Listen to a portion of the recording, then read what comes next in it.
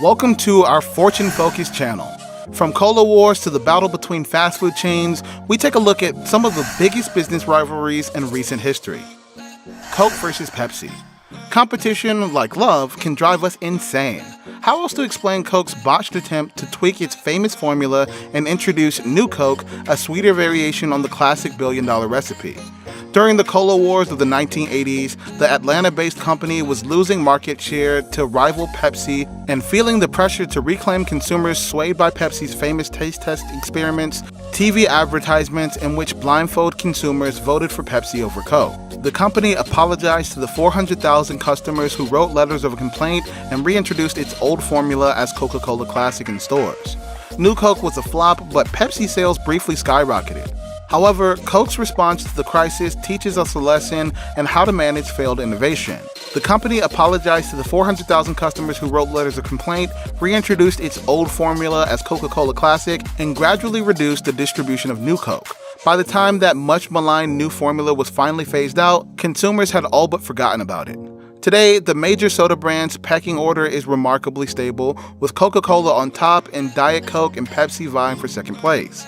The problem is that Americans are drinking less soda, with volume down by 1.4 billion cases since 2004, and more of almost everything else: energy drinks, green juices, flavored waters, and artisanal iced teas.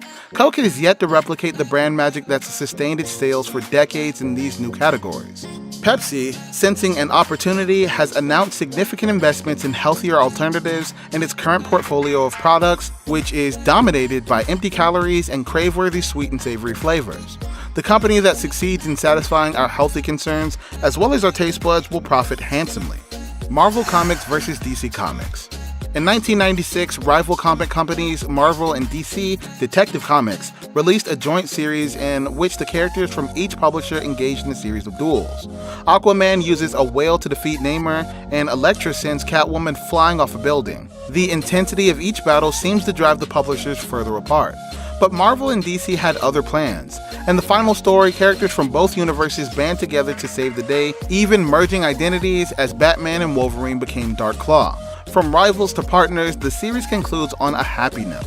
Indeed, despite the superhero firepower that fills the pages, Marvel and DC rivalry has been largely civil. Marvel even refers to DC as distinguished competition. Both companies appear to recognize the value of having a worthy rival, and both have benefited from Hollywood's interest in bringing the characters on the big screen. Corporate support has facilitated those transfers, with Disney acquiring Marvel in 2009 and DC joining the Time Warner conglomerate in 1989.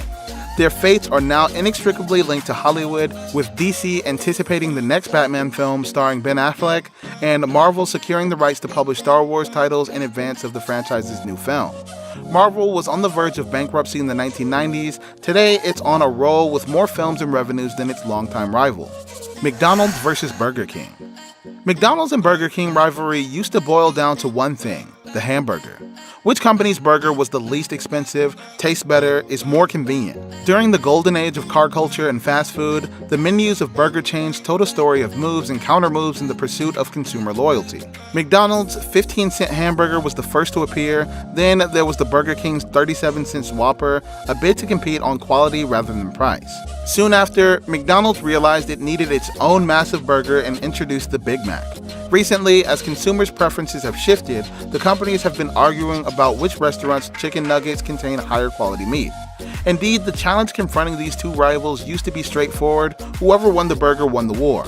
However, consumers' stated preference for healthier options, even if they still order a quarter pounder with cheese, has upended that dynamic, leaving both companies struggling to define their identities while still feeding millions of families every day. McDonald's at 14,300 locations in the United States, and Burger King at 7,400 in the United States and Canada. Both chains have been experimenting with new ideas in the hopes of gaining the trust of health-conscious consumers, from cranberry orange muffins to chicken teriyaki sandwiches.